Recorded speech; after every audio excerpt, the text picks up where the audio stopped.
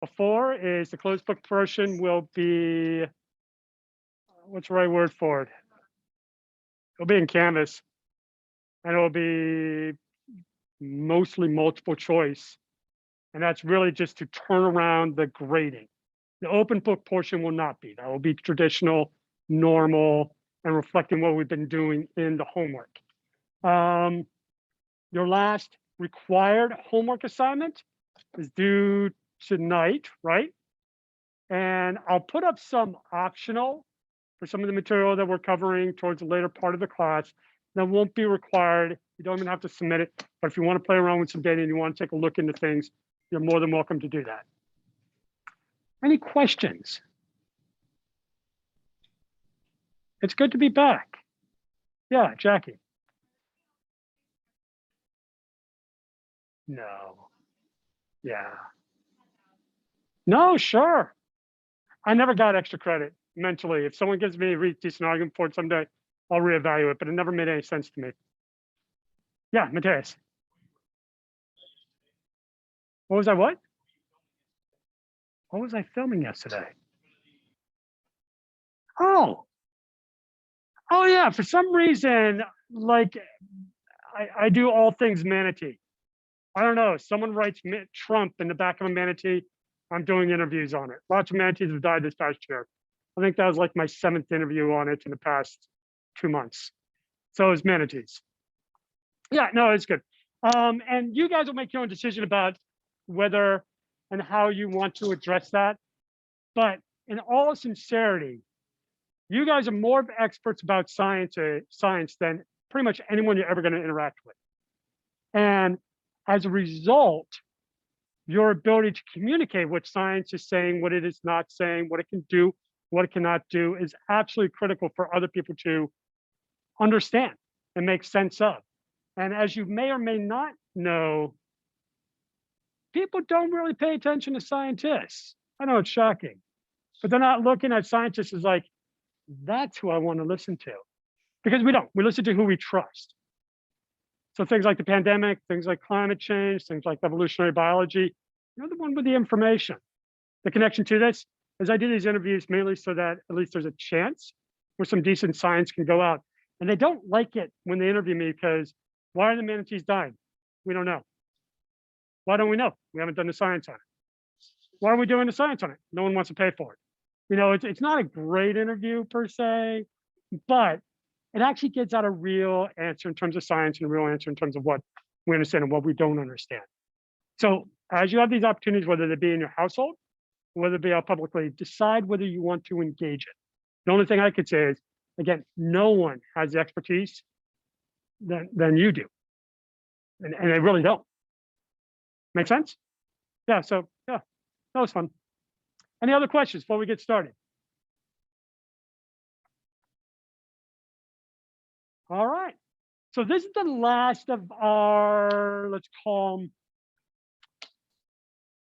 required topics. Did I tell you what you guys chose? So in first place, principal component analyses, because it is always the most fun to mess around in n-dimensional space. And when we talk about principal component analysis, I'm going to do this with my hand a lot. And when I do this, you're not going to see 2 dimensions, not 3 dimensions. You're going to see n dimensions, 4, 5, 6, 32, and how data can be organized relative to all these different dimensions. Matrix algebra, it's awesome. It's a good technique. The second, and I was surprised by this, count. Y'all want some count data. How many times we see particular occurrences. So that's great. Those will be the definite 2. Possibly get to a third, but I'll be surprised. The last thing I want to talk about at the end of the semester is statistical traps. Things to pay attention to and to avoid. One of the things in stats that is most dangerous is sophomoric understanding. You got a little bit of knowledge, but you don't fully understand what you're working with. And that's a dangerous phase. And we're going to talk a little bit about some of the traps that we could all fall into. Make sense? All right. So, regressions and correlations. This is the foundation to look at the relationship between 2 continuous variables. We look at them as regressions. We look at them as correlations. Yeah. It's going to be a new one. Yep. Yep. And we'll get to that. We'll get that in a few minutes. If you want to call it number 11, regression, that is good. Are we recording? Yep. Okay, that's good. So the data can be interval. It can be ratio. So it doesn't have to have fixed ends, but it can also have fixed ends. So it can be something like height, which is interval, doesn't necessarily have a fixed maximum. Or it can be something like a percentage, which is ratio, where you have a fixed bottom and fixed top, so long as it is continuous. We're not talking about groups anymore. And some examples of things you can look at are things like the daily caloric intake on weight. Thanksgiving reinforces the value of that one, where again, you very likely took in a lot more calories than normal. And at the end of the holiday season, we will all know that by the presence of weight. We can also look at the average amount of time engaged in cardiovascular exercise relative to blood pressure, the effect of wheel or vehicle weight on a car's miles per gallon, the effect of fragment size on the number of species, how large of a patch there is, and how many species can be supported. All of these would be totally appropriate for regressions and correlations. We're going to talk about linear regressions. Or regressions can obviously be nonlinear. They can be controlled by multiple variables, but like we've done before, we're going to deal with one at a time, and we're going to deal with a structure that is most simple to begin with. The concept behind a regression is actually kind of brilliant. All we're trying to do in a regression is find a slope which minimizes the distance between each data point and that line. That's what we're doing. We can describe it and get a bunch of different mathematical properties out of it by looking at the outcome of any dependent variable, y sub I, which is related to the intercept, and the relationship between the slope and the dependent variable, x sub I, plus the variation. When the variation is low, then we have a statistically important slope. There's a relationship between the two variables. When the error is high, the variation is high. And no matter what slope you have, it's not a real slope. It's a random slope. And what we're looking at is the relationship between that slope and the variation, to which we could have something like here, which is positive, and the slope is going up. Or we can also have something that is negative and the slope is going down. In this case, we're only caring about one slope, the best fit slope for those data points. What I want you guys to do is I want you guys to define each one of these elements in the figure. So draw out the figure, draw the slope, draw out data points in it, define where a y sub I is, where an x sub I is. Define where alpha is, the y-intercept. Define where beta is, the slope. Define where the residuals are between any of the data points and the slope, the errors. Make sense? All right, get on.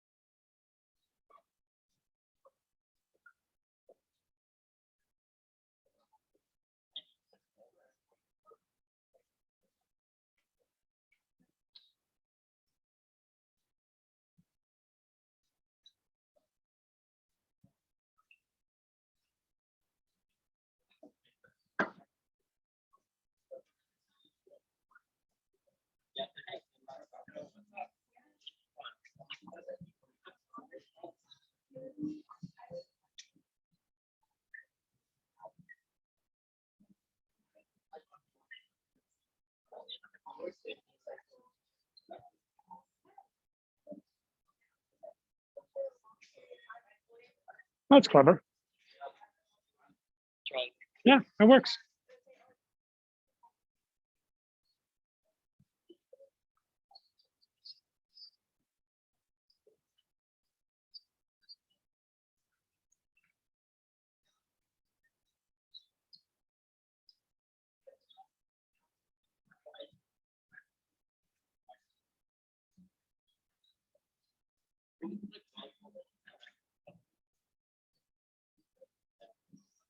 Sam, where's Madame Ella?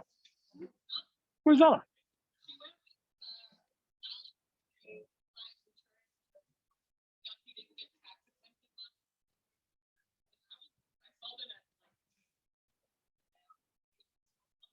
All right. So, Kai, where is y sub I?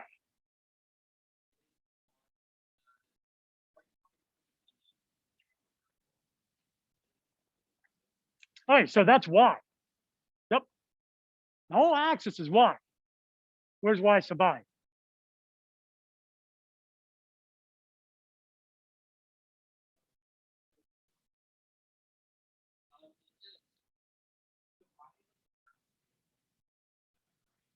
I represents all the data points, each individual data point.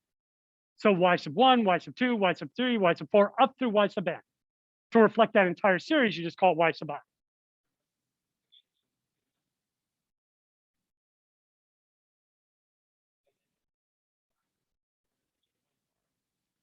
Getting warm. Heather?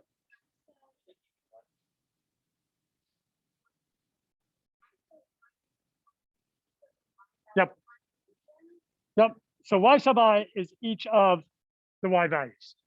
Each individual y value to which we have n y sub i's. We start with that. Great. So, Olivia, very coincidentally, where is the intercept? Yeah.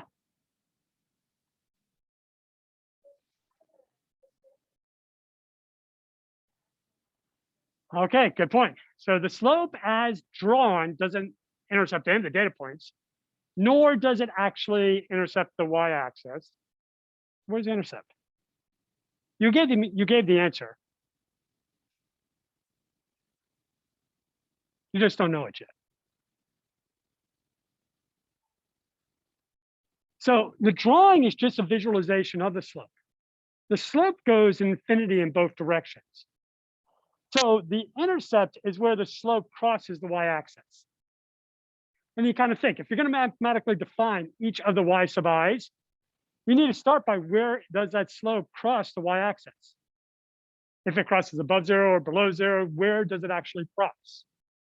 We'll also determine whether that's significantly different than 0. Is that remotely interesting? More often than not. No, normally we don't care.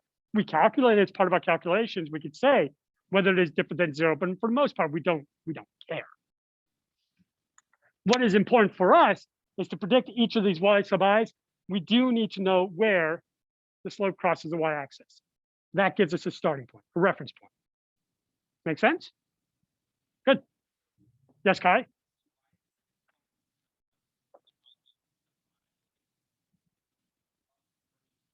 Actually, that's a good point. That's just a typo on my part. Yeah. Yep. Yep. Yep. And now it's not there. Yep. Alpha stands for everything. So very good comment, Kai. Good observation. Alpha stands for the entire data set. So it's uniform for all of them, just like beta. So where's beta? For that, let's go to Jackie.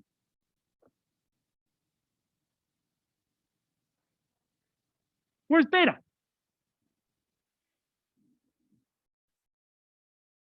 That is a slope. And the slope is the best fit. So there could be every different type of slope through these data. You can have a slope like that is negative. You can have a slope that is completely neutral. You can have a slope that is totally vertical. What you're looking for is you're looking for the slope that's going to minimize the distance between each data point and the line. And as we kind of look at these data points, this positive slope seems to make sense. It shortens the distance from each one of those data points to the actual slope. Make sense? So this part of the equation is going beta times x sub I. So for that, Hector, where's x sub I? Where's x sub I? Where's x sub I?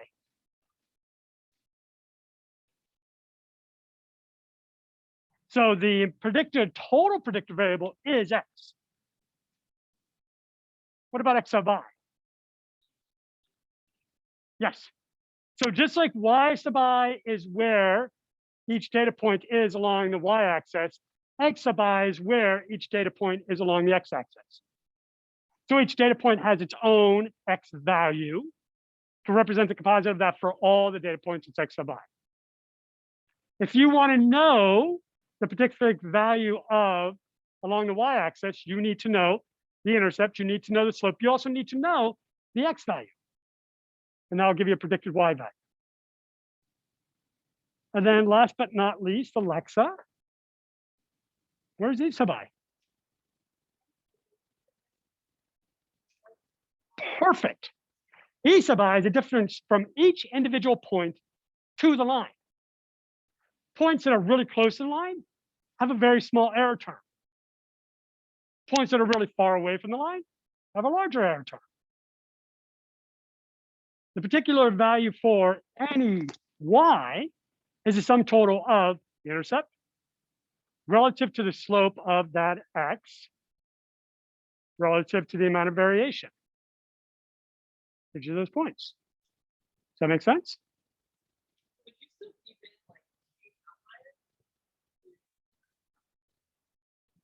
What do I do with outliers? I keep them. There's a really good study going on campus with rattlesnakes. And in this study of rattlesnakes on campus, there's one really cool female. She's no longer alive, but she was alive a few years ago. She was freaking huge, huge mama. I mean, rattlesnake females are big. This female was enormous. And this female had a thing for the ladies. We never saw this female ever associate with a male, but we did see it actively court other female snakes. It's kind of cool. This female also went on what is called a walkabout. When this female was here, and where the average snake would never go any further than here, this female said, nah, I'm gonna go all the way over here. So she just went on forever and ever and ever and just kept walking away. Now, you want to call that female an outlier and get rid of her? What do you want to deal with her?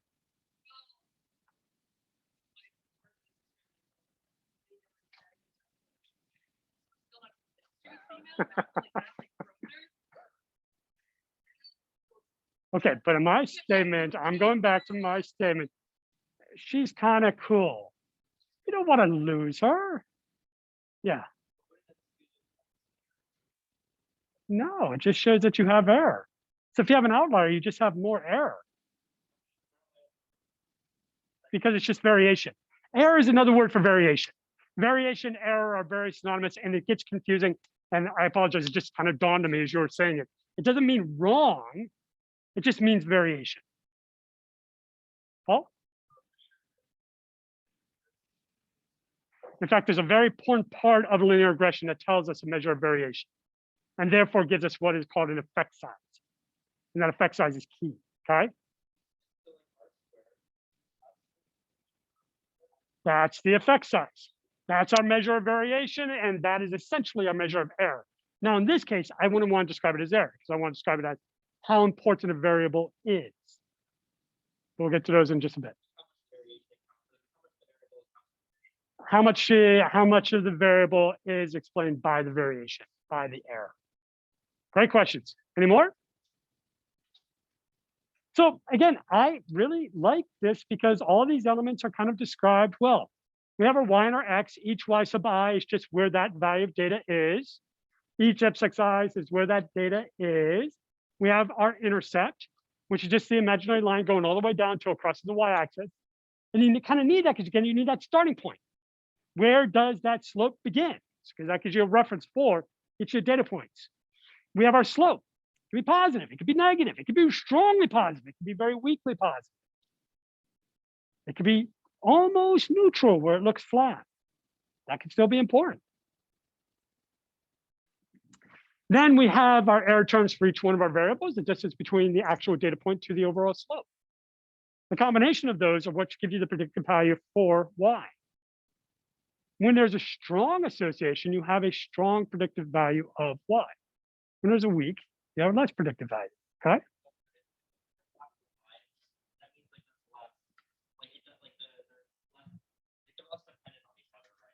Not necessarily. And we'll get into that. Can you remember that question when we actually get into effect size? Yeah, because it's a really good question, but it doesn't automatically mean importance.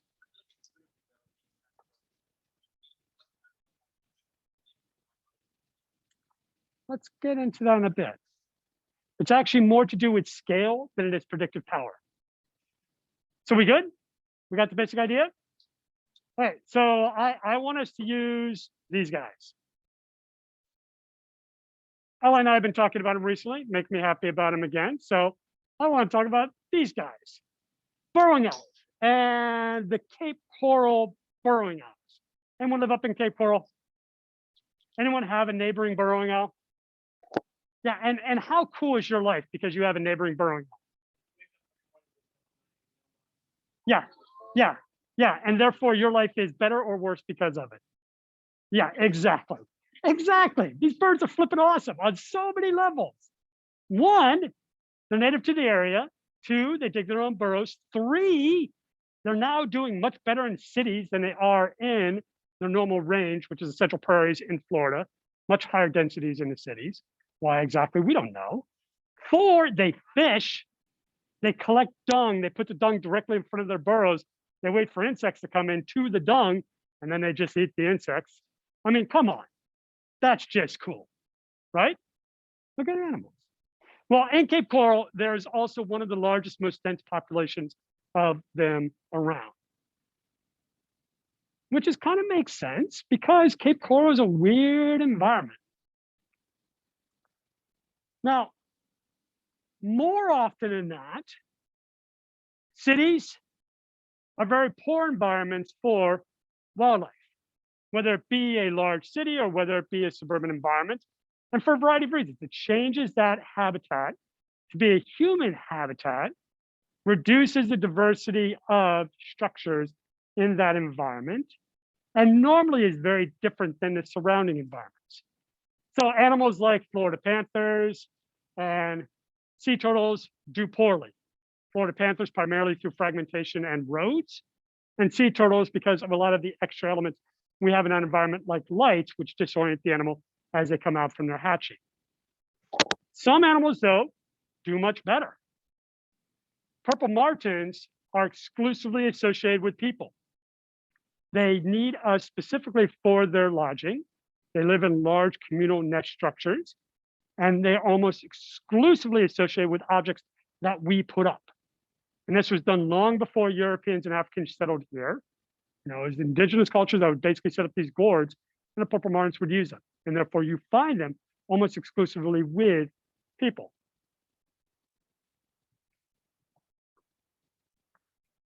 The burrowing owls in Cape Coral are highly successful. They come from prairie environments that we see in Central Florida, but they now live in an environment that looks much like this. Well, at least it did 50 years ago. In 1952, a company came in, basically flattened the entire city. When they flattened the entire city, they grabbed fill in order to raise higher platforms where they could put down houses. That fill became all the canal structures associated with Cape Coral. When they created those higher structures, they also got out all of the trees and basically created an open prairie landscape, a landscape that actually is closer to where the burrowing owls normally live than what was that environment before the development. Now that burrowing owls are in Cape Coral, there's a lot of activity to protect them, maintain them, and that's its own cool research project I'd like to see someone do someday. People in Cape Coral geek off on the burrowing owls. They like them, they love them, and they put a lot of time and a lot of effort to make sure that they are there. There's just a lot of interesting, cool things just with that, beyond the biology. Make sense? Questions so far? All right.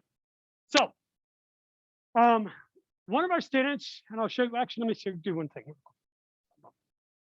One of our previous graduate students, Santiago Loasis, did a study working with citizen scientists in Cape Coral, where he had people come over the course of a weekend and study the entire population of burrowing owls across the city to get a first record of how many owls there were and where they were located. We did this by inviting what is called the Cape Coral Friends of Wildlife. Students that need service learning hours, and basically had individuals working in groups of two as they would drive predetermined routes throughout the city and identify every time they saw an owl cluster and identify every owl that they could see from that cluster after 5-minute observation. So again, giving us a first full record of all the owls. Make sense? All right. This is what he found. This is one of the things he found. If this is an undeveloped lot, and this is a developed lot, and this represents undeveloped birds, and this represents birds on developed lots, where were the birds nesting?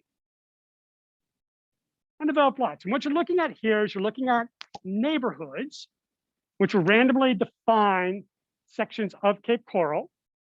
And therefore, within a neighborhood, you'll look at the number of times you saw owls in an undeveloped lot versus the number of times you saw owls in developed lots.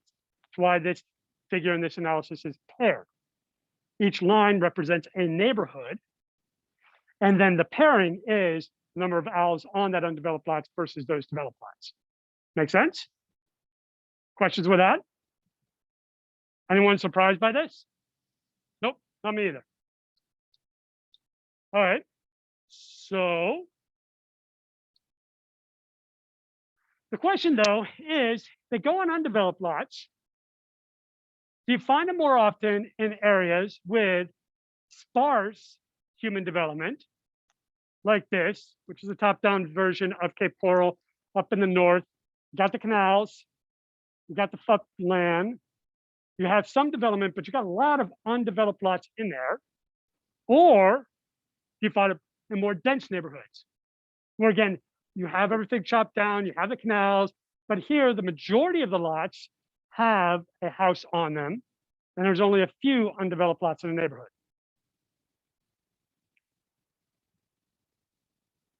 So, Victoria, what's your thought and logic?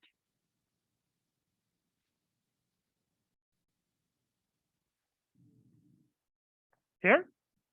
And why? Fewer, less disruptive activity, fewer humans, fewer disruption. That seem reasonable to people? Hector?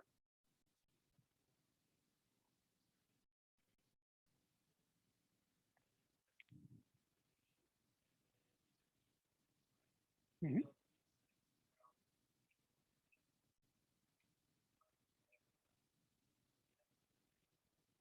Mm.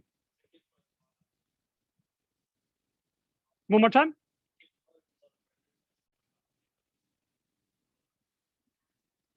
Okay, so we got two different hypotheses. Well, I'll come in a second, but let me just make sure I'm repeating. Well, you can't. No, Madam Trost. Sam is helping to write up the data for a publication, so that's cheating. Yeah, but we have one hypothesis that says that they would be in less developed areas because there's less human activity, less disruption, and most wildlife don't really want to be around people. Hector's making the argument that they're in more developed areas and giving some thoughts as to why. than more developed areas because maybe there's more food availability. And one of the things we do know from the literature is that insects do show up in higher numbers in cities, but it's primarily pollinators, pollinating bees, wasps, moths. Then we think of why pollinating insects are in larger number in cities. Bingo, we garden. We garden a lot, and we put in a lot of flowers around our houses, which attracts and maintains large populations of pollinating insects. So that's a good idea. And the other possibility is that there are fewer predators where you have a lot of individuals, right? So now, Lacey, how would you go about answering this question? I'm asking you the meanest question so far today. So how will we figure out how to answer it so we can actually get at one place where you are versus another place where you are? And don't worry, I'm going to ask a few people this, and you can punt, but we're going to try to figure out a solution. Yeah, how can we determine whether we're finding owls in areas with few people or a lot of people? We count them, okay. And that's what we did here. And what are we comparing it to for that? Kevin, you're up. We count them and we compare them to what?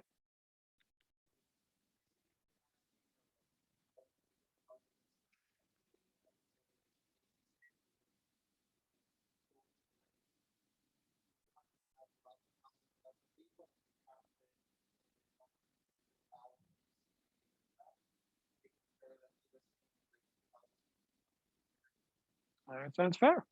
That's basically what was done. So the entire city of Cape Coral was broken up into grids. Each grid was a third of a kilometer. And then 100 grids were randomly selected.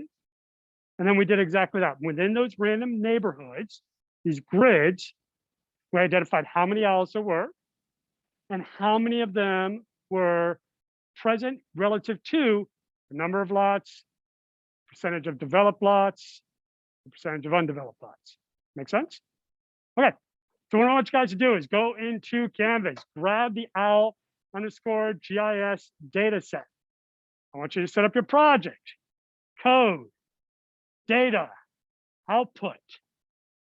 I want you to look at those data. I want you to select out the data you're going to need to address the question. This is an Excel file intentionally. The Excel file has both the data on one worksheet, and then it has a key of the data on a second worksheet. So you want to take a look at that key to figure out which of these data you need to address this question. If you do need to do any mutation, let's do those mutations. Make sure we do the summary, make sure we do the attachment. And then ultimately, we're going to get to our model. And our model is really very similar as everything we've done. The one difference, instead of AOV or AOVP, we're now doing LM. LM stands for linear model or regression. So fit equals LM, the y-axis by the x-axis, the data, run it. Get your results, and then write us a result sentence.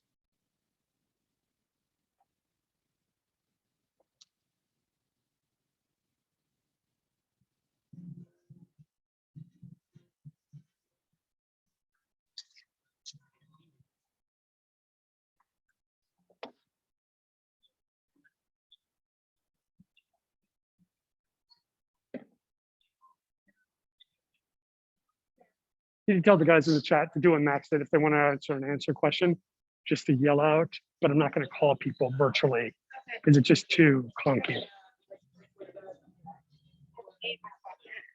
No. Feeding my code.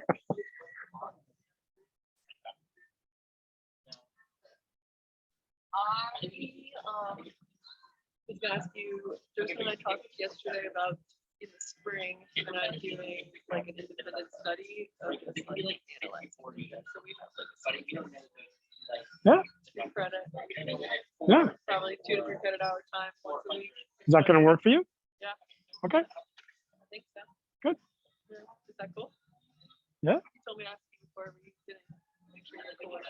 Yeah, no, Okay. Cool.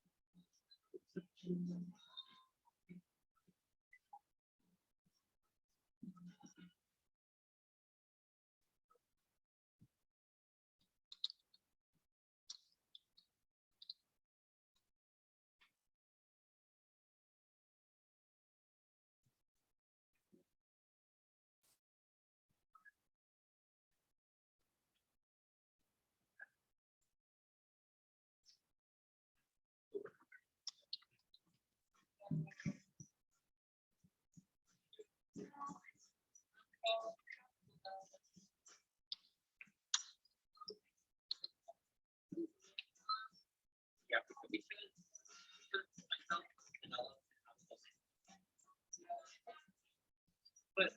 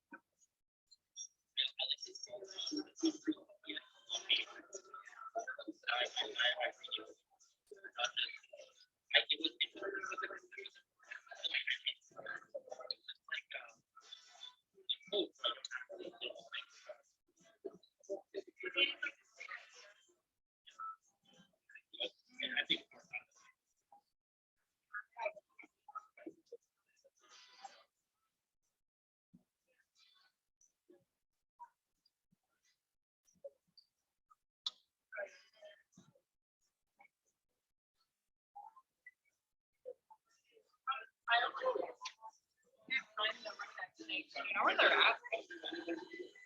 Like, where did it happen? I had to like.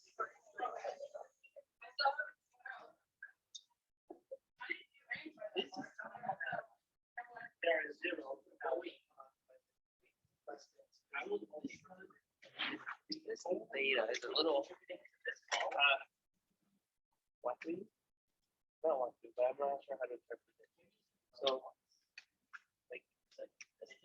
you want to explain it? Because you explain it pretty well. This is the same numbers. Mhm. Yeah. There doesn't seem to be anything else influencing Hmm. any house for all neighborhoods except for the housing occupied neighborhoods. So where do we get the data for unoccupied? Yeah. And it's already been deleted out of here. It's already been deleted out of here. So this is just for neighborhoods with house. And therefore column G and H are the same thing. But as part of the master data, they had different things going on.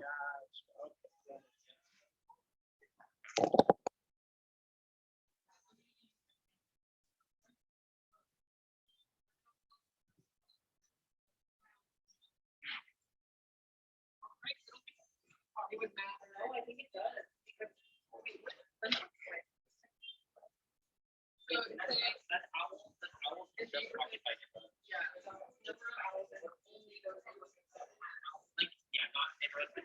Okay, so can I grab y'all's attention real quickly? That would be everyone's attention. Yeah, thanks. Two things. This is a piece of a much larger data set. So some of the variables are redundant because the data was cleaned up for this analysis for you. So as an example, I think it's owls all neighborhoods versus owls underscore occupied neighborhoods. Those are the same in this case because every neighborhood that had no owls is removed from this analysis. One. Two, before you import your data into R, I'll get rid of any spaces in your variables. Just get rid of them. R works well with variables that have a space like total space rodent in the base package and in some packages, but it doesn't work for all the packages. And some people with the homework had problems because there was a space in that homework data set.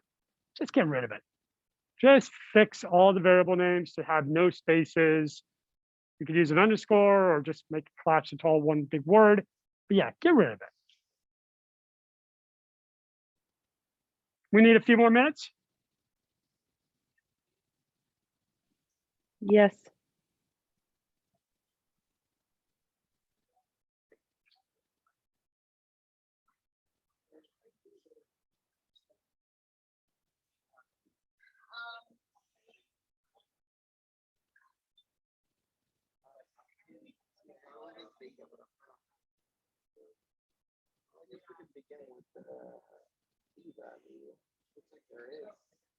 Good.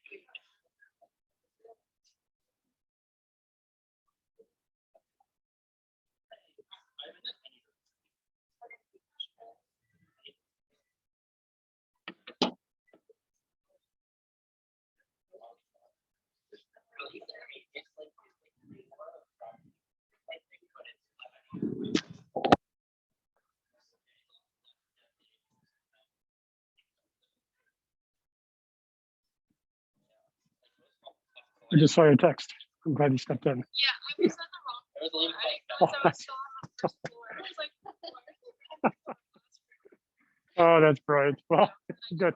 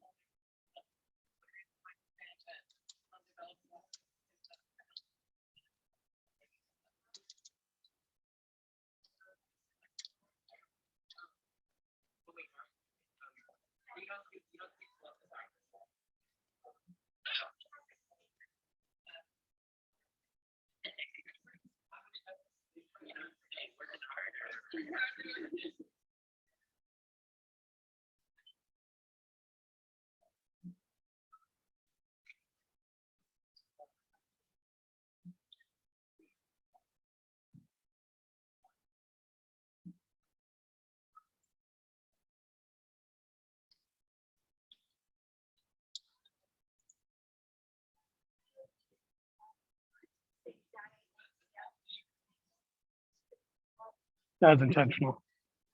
That's intentional. Yeah.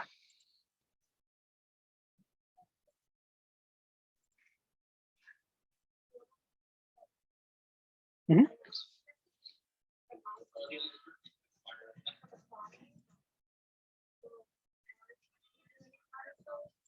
Wait, give me 1/2 a second.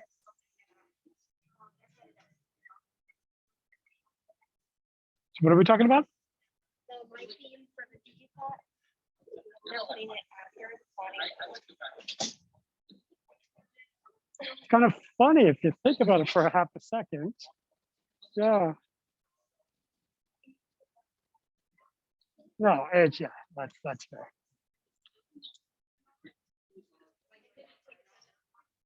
I kind of take it as we're going through. Yeah, some, yeah.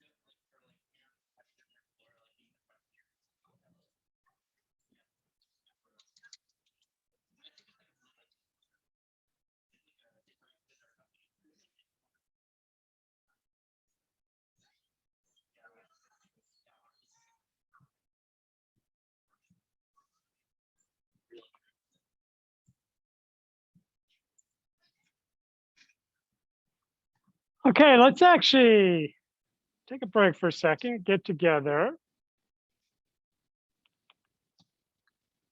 Lucas.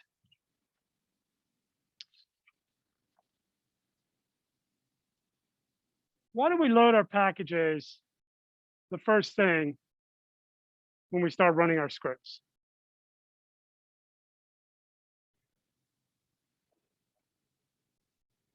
Why do we load the packages before we load the data?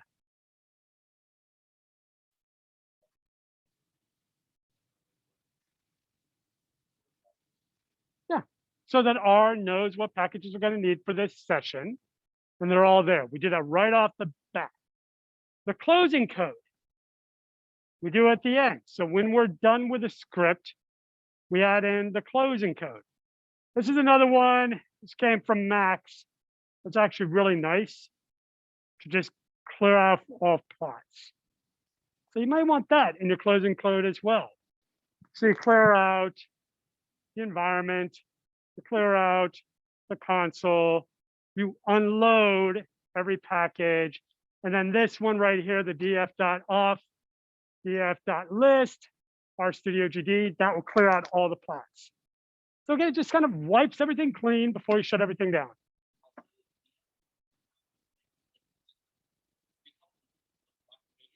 I've seen a blockade. Nope.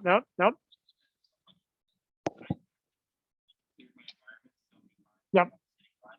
So what those guys do, and it's not a bad idea right before cleanup, they have a little line that just says summary DF.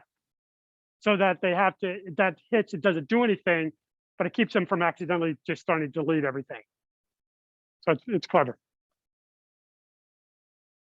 All right. So it's always good to have the cleanup at the end. We always start by loading our packages at the beginning. Why, then, Clarita, do we do our plot theme?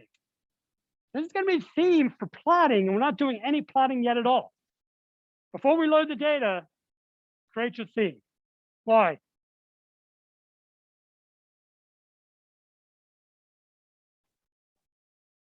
Bingo. So every plot in your script has that same theme. The whole point of making a theme is so it applies to everything within the script. The reason that we do the packages to begin with is to make sure all the packages are there. The reason you do the plot theme to begin with is so that the theme you want for the plot is there. It's very easy, and I'm sure a few people saw this. You make a plot, you put in like my theme, and then afterwards you actually define what my theme means. Well, when R runs it, it's not going to know what's going on because it doesn't know what that variable refers to, my theme. So it's a good idea just to put it in right off the bat. All of your variables can then, or all the plots you use will then use that same theme. Make sense? That's in our environment. It's all good. Okay. Oh, H horizontal justification. Yeah, so H justice horizontal justification. So 0.5 means halfway, center. And you can define that anywhere between 1 and 0, from right to left justification. If you want to be, cute with like 0.25, you can do that. But there should be a reason for doing it. Does anyone else develop additional themes that they like? Start playing around with themes and create something that visually looks the way you want it?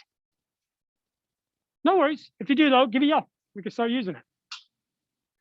So that's where we start with those. We load our packages. We load our plot theme. When we look in our environment, we can see that we now have my theme and all the characters that are going into it. Okay? We haven't even loaded data yet. Now I'm going to. And we can now see that we have a DF over here with 100 observations and 10 variables. Make sense? So I asked you guys to identify variables that were needed to address our question. And why, Sam, you are the next person. I am not calling on you. Mateus, what variables do we need? And how am I going to do that?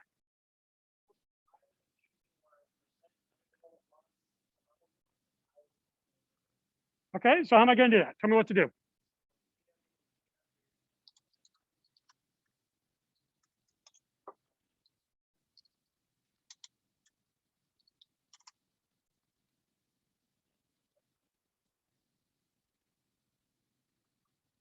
Oh, and I didn't correct my Excel file, so I'm going to do that.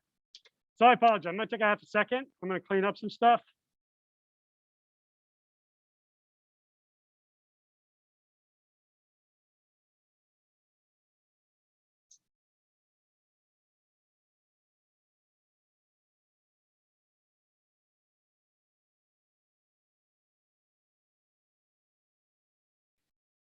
And we've got neighborhood.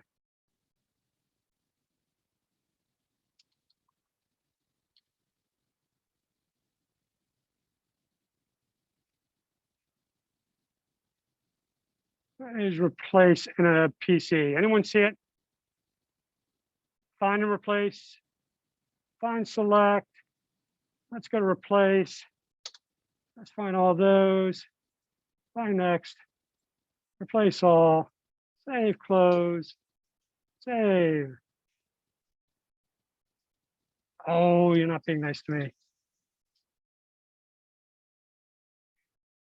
Someone please tell me why a PC is worthwhile.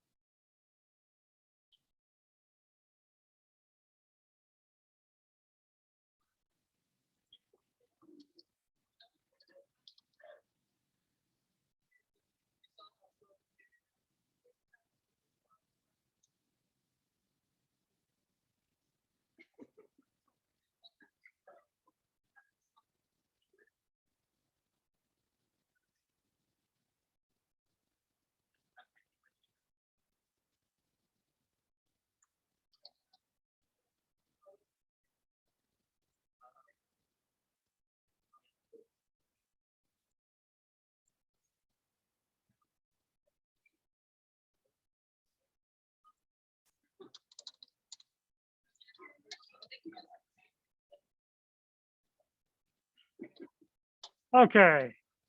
So I'm sorry, Mateus, tell me again.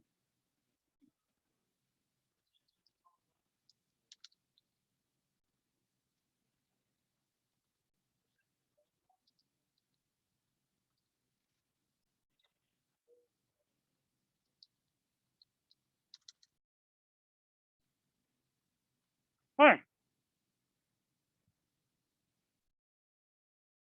ASPA.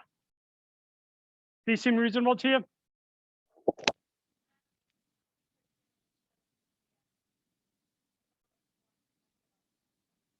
So you chose the number of developed lots and the number of undeveloped lots, okay? Do those give you the same information? They actually don't. So they actually give you different information. The number of lots gives you an information about density. All these neighborhoods have the exact same size. They're all 0.3 square kilometers, right? If you have 100 lots in that space, that is more different than if you have 10. 100 lots in that space is more dense. The 10 lots is less dense, bigger neighborhood, bigger yards. The percent is a different measurement than the total, because you could have 10 lots, but they could all be developed.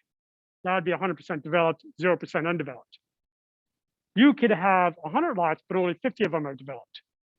That would be 50% developed, 50% undeveloped. So they're actually two different measures, and I think they're both clever measures. But for us, why don't we just put them both in? You don't have to, but they give you different answers to the overall question.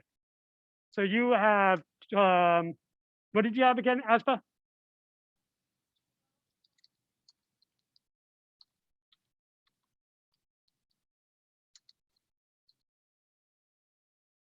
So we good there? Do we need to mutate anything? Do we need to reorganize anything? Do we need to modify anything? Nope, we're actually pretty good. So now we do summary, CF, and attach CF. Okay, so I'm gonna have you guys take a break now. Come on back in 5 minutes, but I want you to think about those data right there. Two variables are nonsense. I want you, when you come back, tell me which ones are nonsense. I'll see you in a bit. Oh yeah, 5 minutes. So why don't we come back at 4:37 as per my watch.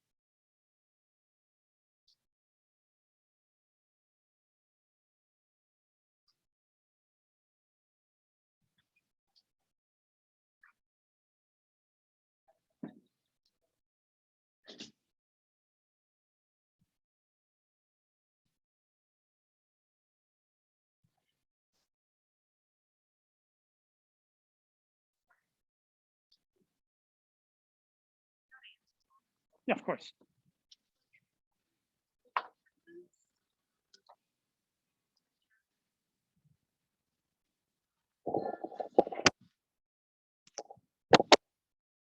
So what am I looking at? Is results sentence?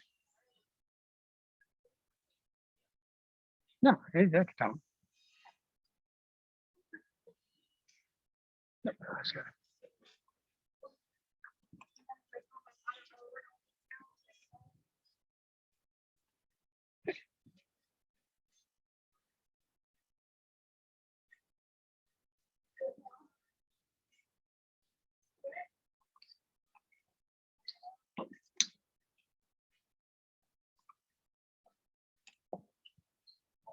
Right.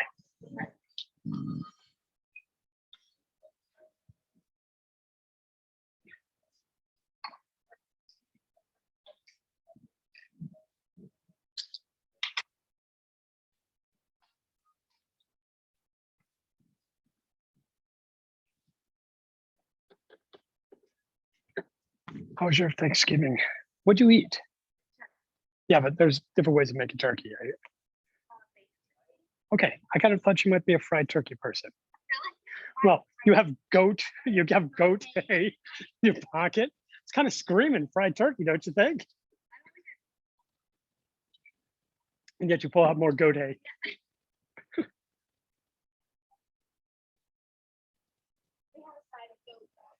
Did you?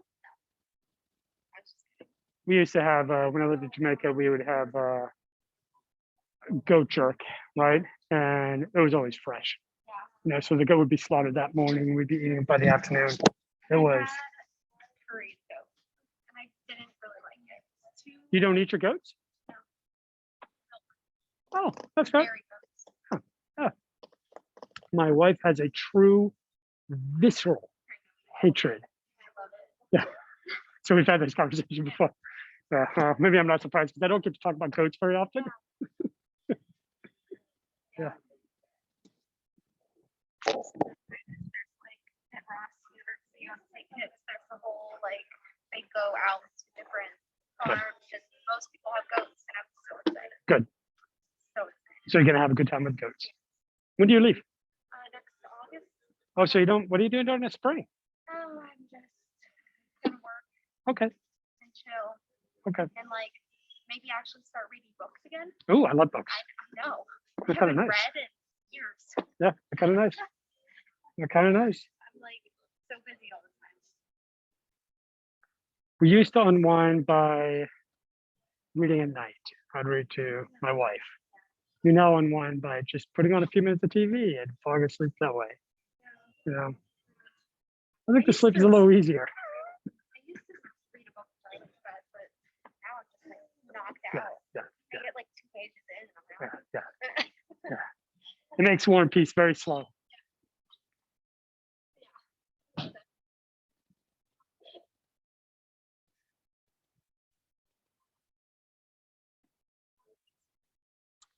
Turkey and ham, very traditional. Yeah, normally we used to do ham on Christmas with a turkey, but I think people like ham, so now we have it both for Thanksgiving and Christmas.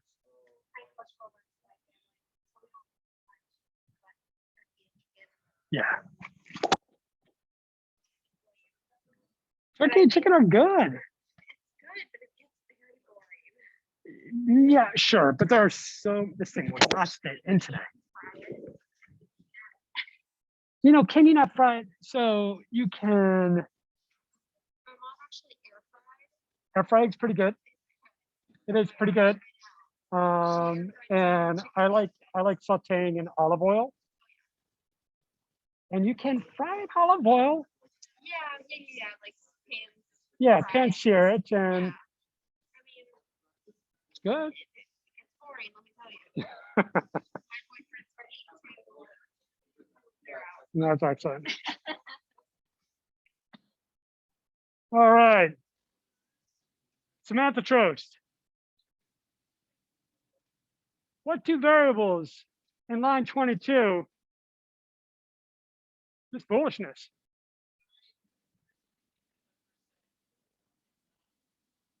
Oh, so the percent, large part. No, percent gives you information. It gives you different than good information than total. But basically we have redundant variables. So you don't need to have things that are redundant. What's redundant? Yeah, Victoria? Yeah, if you have developed, then you already know undeveloped. If you have percent developed, you know percent undeveloped. If you know the total number of lots and you have developed, then you automatically know undeveloped.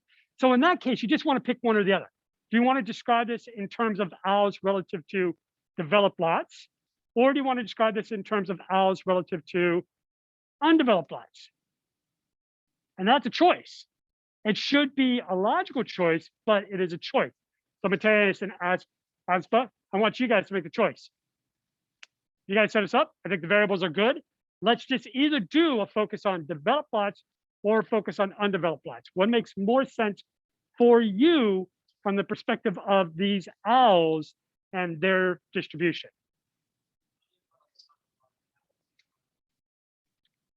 One more time, I missed something. So you want to see just the developed lots, so percent developed lots and total developed lots. Did I get that right? Okay. Aspa, does that make sense to you? I think it's a fair way. If we're asking about how the owls are using urban environments, development is the reflection of urban environments. So it's consistent with the focus of the research question. Are there other questions about the owls that you want?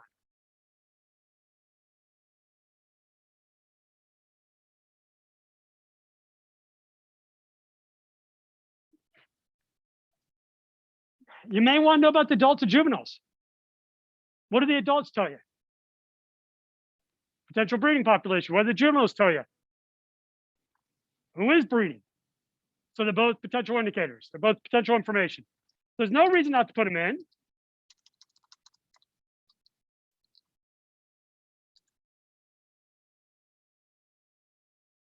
Cool.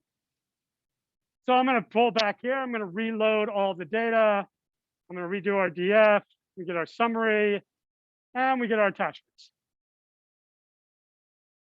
Make sense? Fantastic. Elizabeth, I want us to now do our linear model, if we would.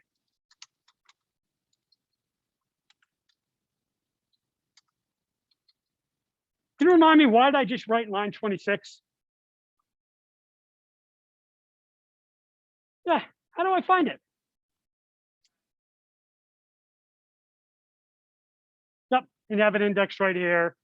It's easy to find it. It's easy to move around. This code's not very long. Today's code's not going to be very long, but a lot of these codes do get very long. Being able to go between things is much, much easier. Okay, so now I'm going to come back to you, Elizabeth. Give me my model. Give me my code.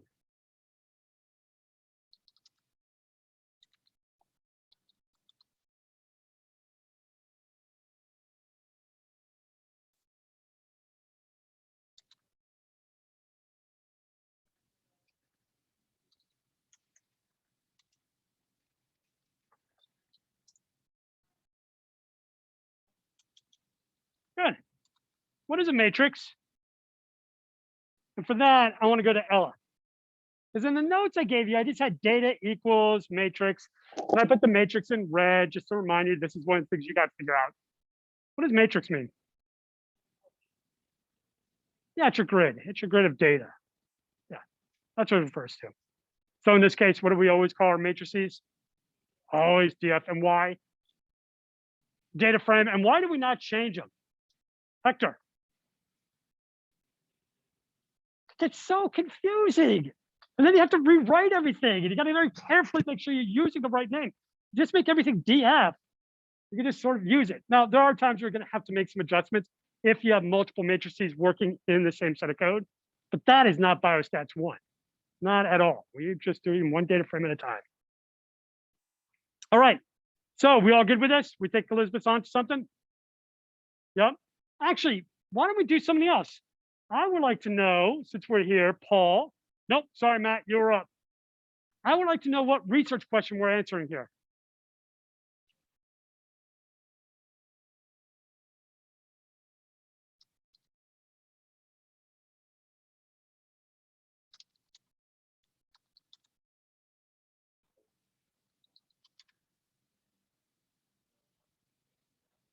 Nope.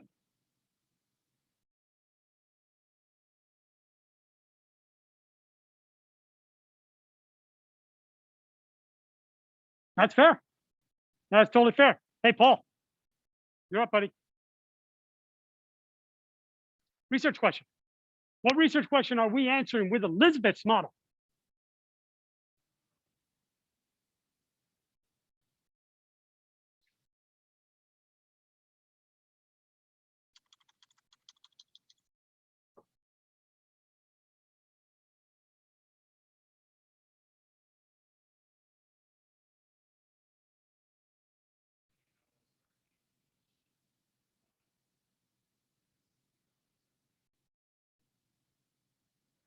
No, it's all right.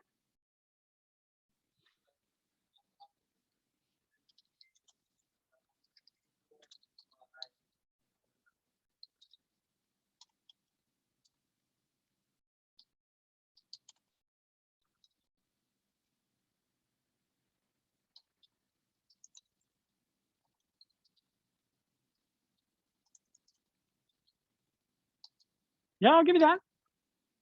I'll give you that. I'm not sure I captured your exact wording. I just tried to reflect it.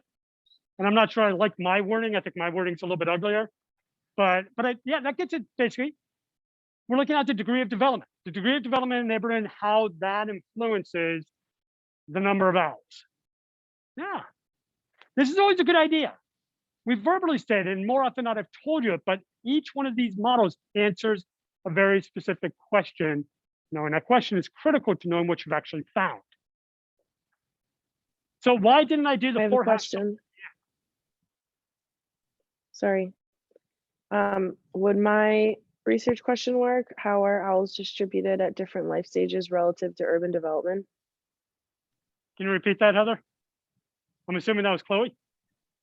Yeah.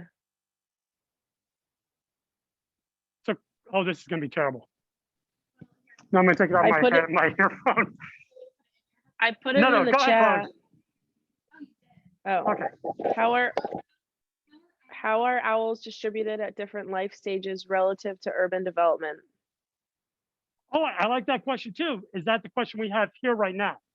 No, that would actually be a No, question I was just of wondering. juveniles versus adults. And we could create a new variable that's the ratio of them. And then look at that. No, that's a great question. It's not the question we have yet. But we have this Okay. question. It's a good question. Let's answer it. Okay, nothing happened. Emily, why did nothing happen? I ran it.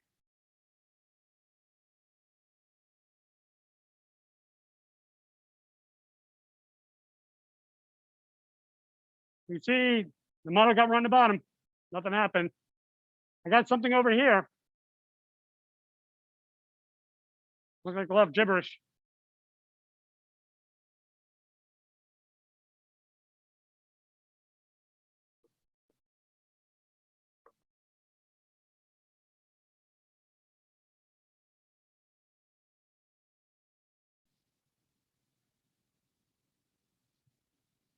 Emily, want to give me a yell? Yep. Bingo.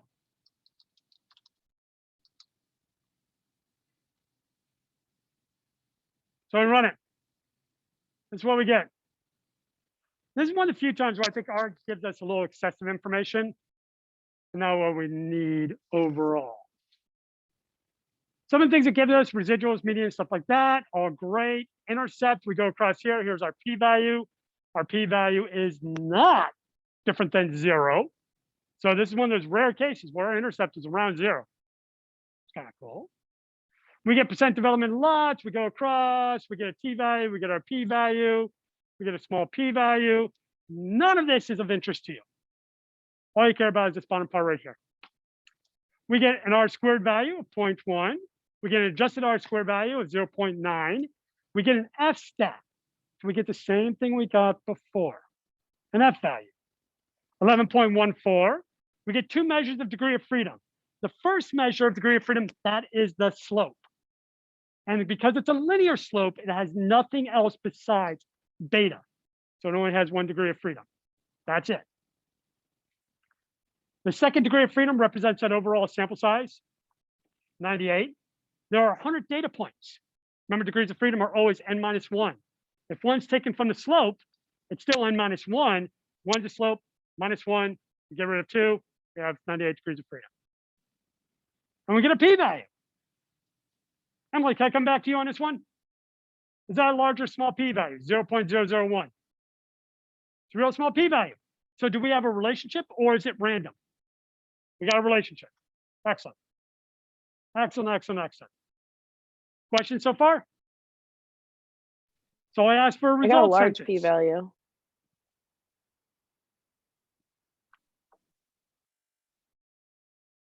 So, wait, give me a sentence.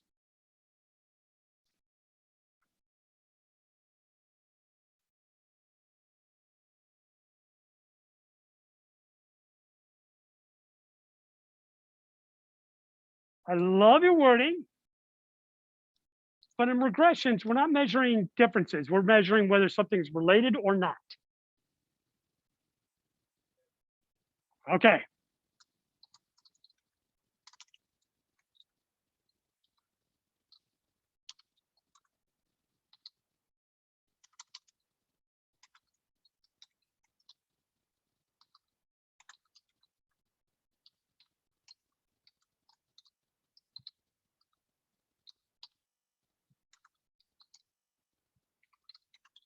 Great. Now we report our values. F, 1.14, degrees of freedom equal 1 comma 98 r squared, and we'll come back to this in just a half a second. 0.09 and p 0.001. There is a relationship between them. Okay. It's still a relationship. It's a relation. It is a test statistic for this test for regression.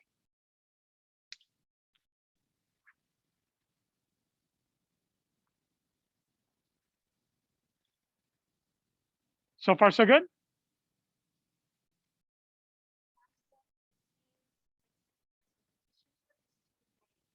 Oh, it is. Oh, no, that's not why. Correct. The directionality is what we're missing so far. So there are two ways in which you can identify directionality. One, you can look at the slope. This is the slope. The slope is 0.06. So for every percentage point difference in our X value, percentage of developed lots, we see a 0.06 increase in the number of owls. So is that positive or negative? Positive. So now we can make our statement a little bit more accurate. So we know there's a relationship. We now know the direction of that relationship. So there is a positive relationship between the number of owls and the degree of neighborhood development.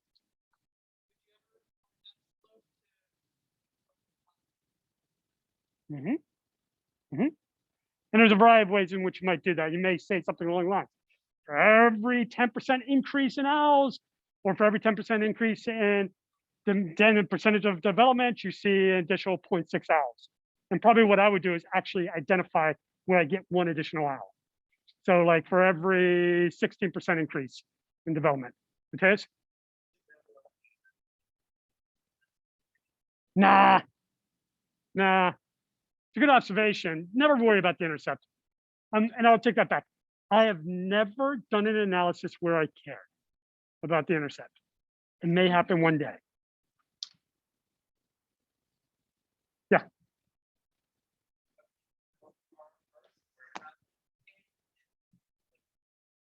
Okay, so let's get to that.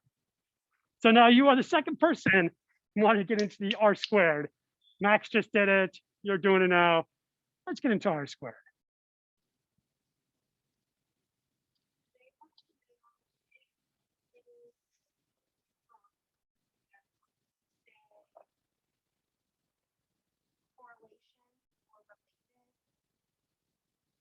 So the going back here, let's do that question first, and then we'll come over to.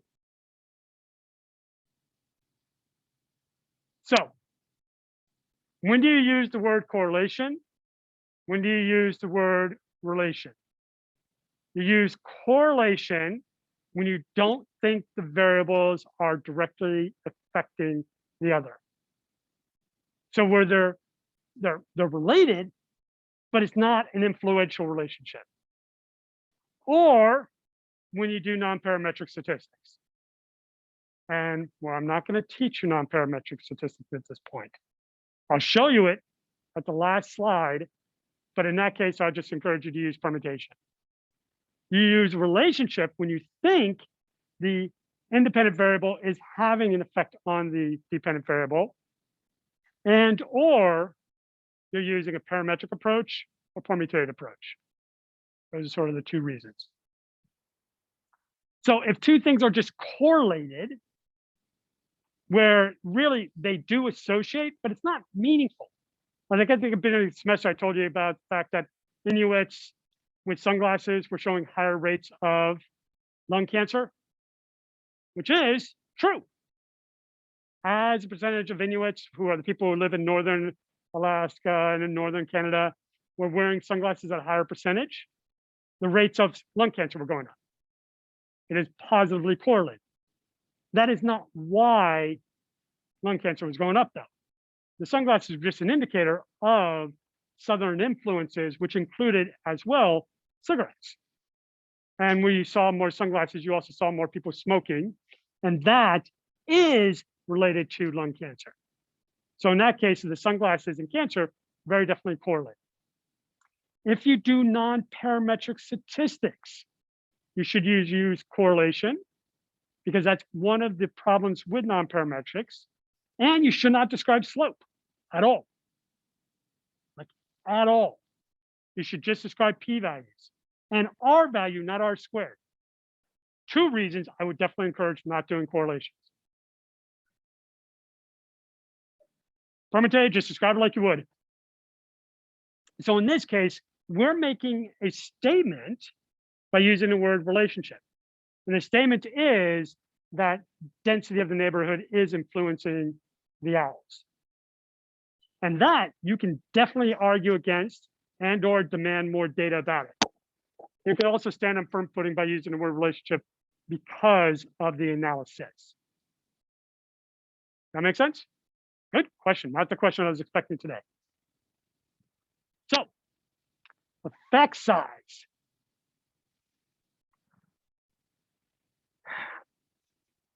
What do we use a p-value for?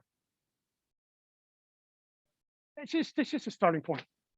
It's just a starting point. It is just the beginning point, never the end point. And when we're talking about regressions, it really doesn't tell us much. And you guys already came up with this. I mean, the first thing we did just said there's a relationship, to which immediately is it positive or negative. So then we figure out whether it's positive or negative. We go straight to that slope, that beta value, to figure out that in this case it's positive. And then we have a very specific indicator of effect size. And really, some of the most important things we see in stats, but also ones where you have to be more attentive, are measures of effect size. How important is a variable? It's not just that it exists, but how important is it to explain the overall phenomenon? And that's what effect size describes. It describes the overall importance of a dependent variable. I'm sorry, an independent variable on a dependent variable. So in this case, the percentage of developed lots on the number of owls. For us, that's the R squared value. All right. Give me 1 second, Kai. I'm going to continue back. Okay, nope, I have that. What do I want? Let's go back here.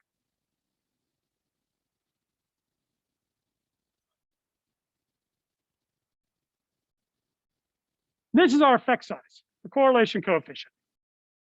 Mathematically, what it says is 9% of the variation in owl number can be explained by the percentage of developed lots in the neighborhood.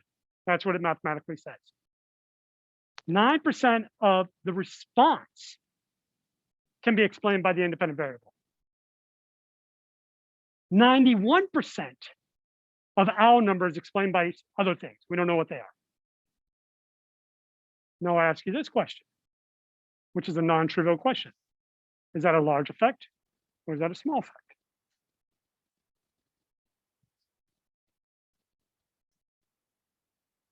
Nope, not your sample size. But I like the fact that you said, doesn't it depend? That's the key question you should ask yourself. R squared values are not absolutes. And I know sometimes we do teach them as absolutes, almost as if like they're p-values. Nowhere near as absolute as a p-value. In fact, there is nothing absolute about an R squared. R squared depends on the question, the system you're studying. If the question is highly controlled, like what we might be doing in biochemistry, where every aspects of the variables are controlled, you're doing a very precise manipulation to which it's a really simple system and the molecules aren't going to interact beyond the constraints of that system, you might expect a very high mathematical R squared, 0.99, 0.98. You might actually think something's kind of weird if you're getting down to like 0.7. What about you and your overall lifetime happiness? Just you. Are there going to be things that influence whether you find yourself in a joyful or sorrowful state? Just you. And how many things are going to influence whether you're in a joyful or sorrowful state? Oh, of course it is. Everything's measurable. But does it provide a lot of precision? That's a different question. And also a very interesting question. But I want to go back to my question. How many things? I'll start with Jackie. Off the top of your head, how many things determine whether you're happy or sad? Yep. On a daily basis. How many things? Infinity. Oh, that's different than infinity. Those are two different numbers. So how many? 50. That's it.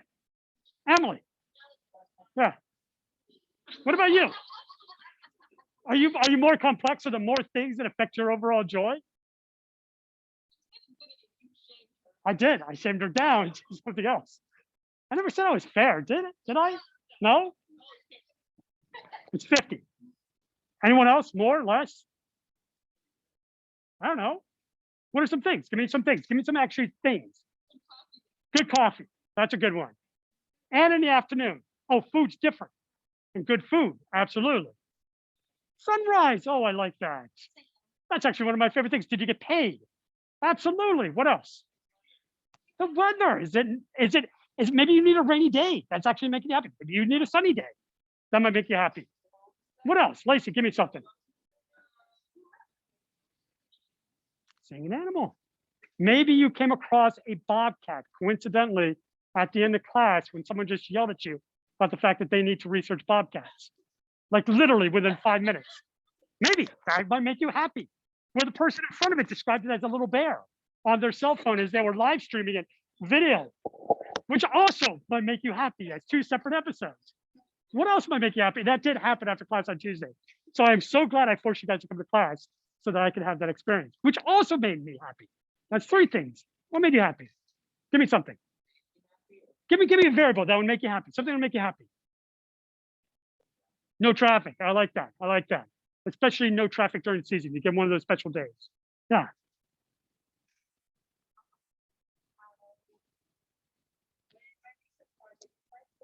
When a research project decides to, when the code actually runs and you don't get a flippant error, that's a moment of joy. Okay. Yep, Jackie. Oh, yes, when you don't have to change a password, oh, so many joys, so many joys. So I'm gonna ask another question. How long would it take us to tap out factors that influence your happiness? Like literally, how much time? 30 minutes, 40 minutes, 50 minutes? Just asking around the room, just sort of different examples. Yeah, we just keep listening. We just spend all our time listing factors that make you happy. It would take a long time. We would probably come up, not 50, but hundreds upon hundreds, right? Easily? I think so. No, that does not make me happy. Hundreds upon hundreds. We got the logic, right? We got the argument. What if I told you one of those things could influence your happiness by 5%? You've got maybe 500 things, but one of them can influence your happiness by 5%. Let's take another thing.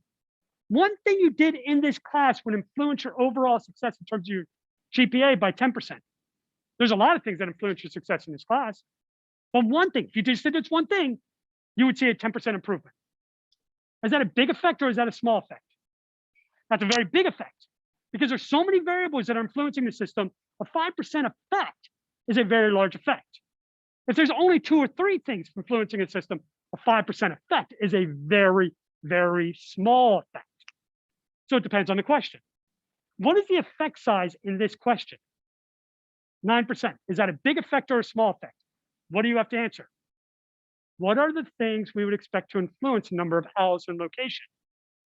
One of them is the percent of developed lives. How many other things should be influencing it? Maybe availability of insects, number of flowers, amount of traffic that's moving around, maybe the ability to get an empty lot, because we know that's already important. How many things do you think might be influencing the number of owls in a neighborhood? That's what you have to decide to determine whether it's a big effect or a small effect. So if there are a lot of things that you expect to influence in this question, owls, then 9% is a big effect. If there are only a few things you expect really would be influencing the number of owls in a neighborhood, then 9% effect size is a small effect. But effect size is not black and white. It's not clear cut. It reflects the number of influential variables. When there are lots of influential variables, a small number could represent a very large effect. When there are very few influential variables, a small number represents a very small effect.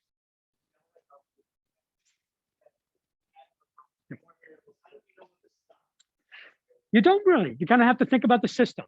My rule of thumb is if it is an uncontrolled system, then a small r squared is speaking to a big effect. If it is a controlled system, then a small r squared is not. So if this was an experiment, that's a very tiny effect size because I'm controlling a bunch of things. And then maybe as an example, I control where owls can go. I put them in and I look at the number of offsprings that they actually have relative to these different neighborhoods. And we only get a 9% effect size. In that case, where I controlled where owls can go, I ensured they had the same resources. That's a tiny effect. In this case, with its uncontrolled environment and there's hundreds of influential variables, I would probably argue, I wouldn't argue that that's massive, but I would make a statement that 9% of the variation is explained by the percentage of developed lots. And I would not say that that is small. That kind of makes sense? That makes sense to the virtual world?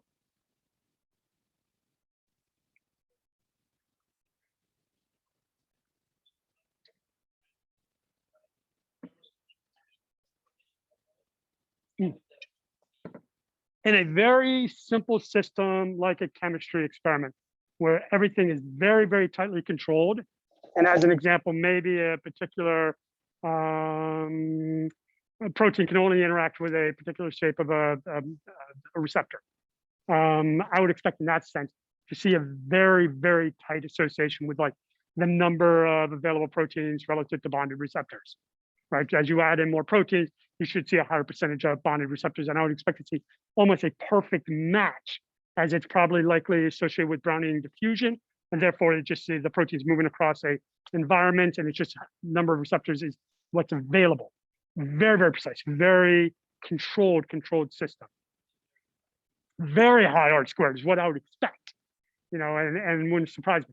If we got 0.9 here, not 9%, but 90%, I'd be really effing confused because that's just way too high for an open system. I mean, something's really weird's going on. And that would lead me to other questions like what is going on, where I would immediately start to assume people are doing something weird. And I'd be studying the people, which would get me arrested because people don't like you doing that with binoculars in the windows. I don't know. It's terrible. Okay, I just saw hands. Sorry.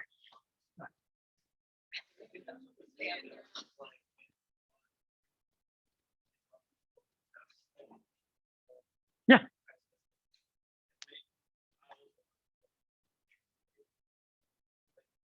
Yeah.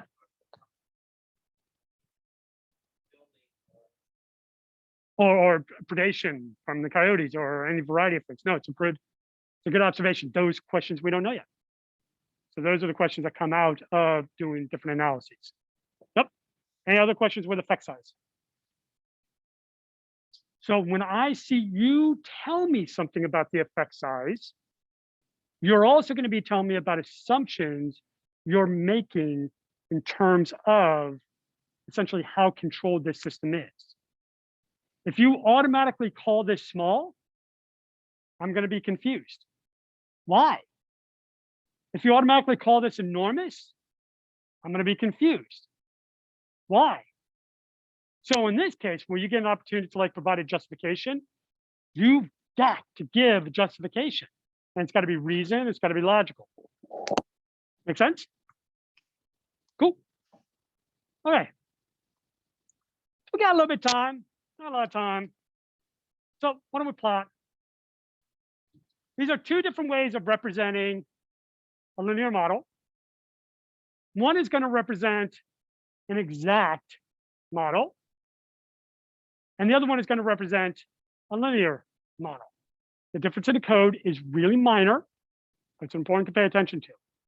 The visualization of the two figures is kind of fun. We're going to establish your aesthetics, just like we've done with ggplot before. We're going to put in our points. They're going to be a particular character, which I think is a triangle, color blue, size 2, alpha 6. I like to use alpha with the dots in case you have two that overlap each other. You can see that because it becomes darkened. So don't lose anything. There's no jitter here. In fact, we don't want jitter at all because we want to know exactly where those data points are in terms of the X and the Y coordinates. It's one of the reasons that when we do the box plots, we don't do a lot of vertical jitter. We do horizontal, but we don't do vertical because the horizontal doesn't change the value of the Y. It just changes where it is in terms of the groups in X. And then we're going to do a GM smooth. The GM smooth is where you're actually adding in your regression line. Red, line type 2, that's going to create a little dash alpha. It actually shows you a confidence interval around that line, which is a very nice feature to have. And these two have a very small difference, but the bottom one will give us a linear model. The top one will give us an exact model.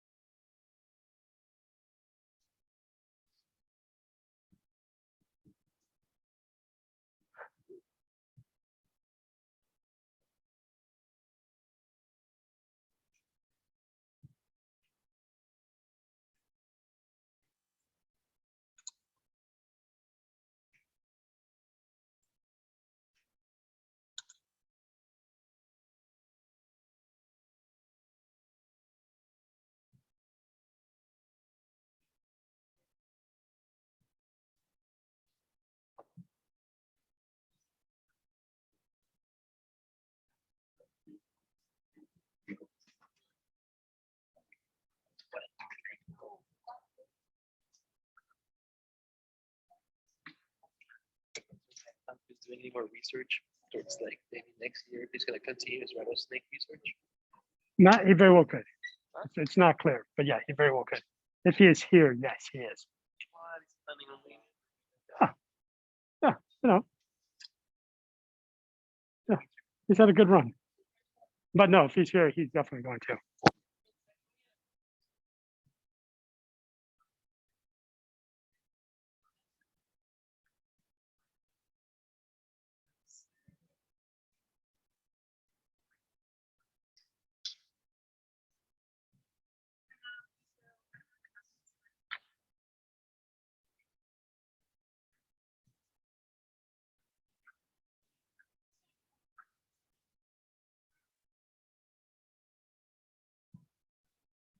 Okay, we got 1 minute left.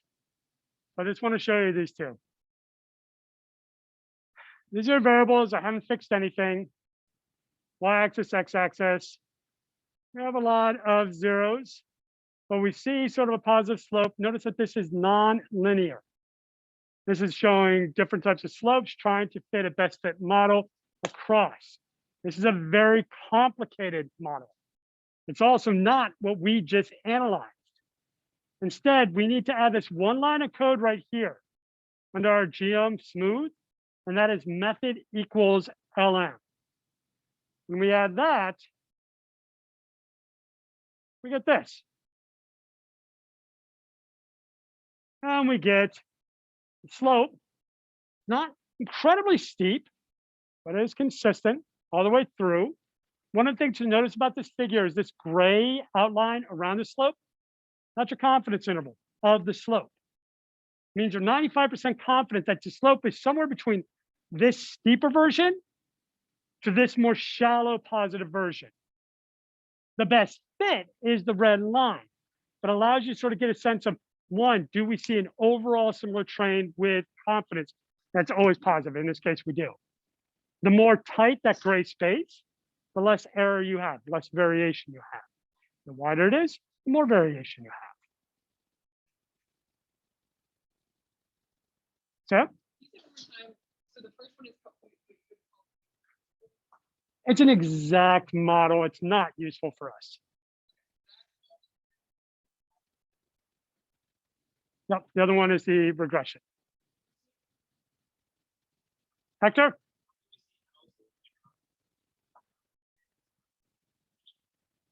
I'd have to take a look at the data.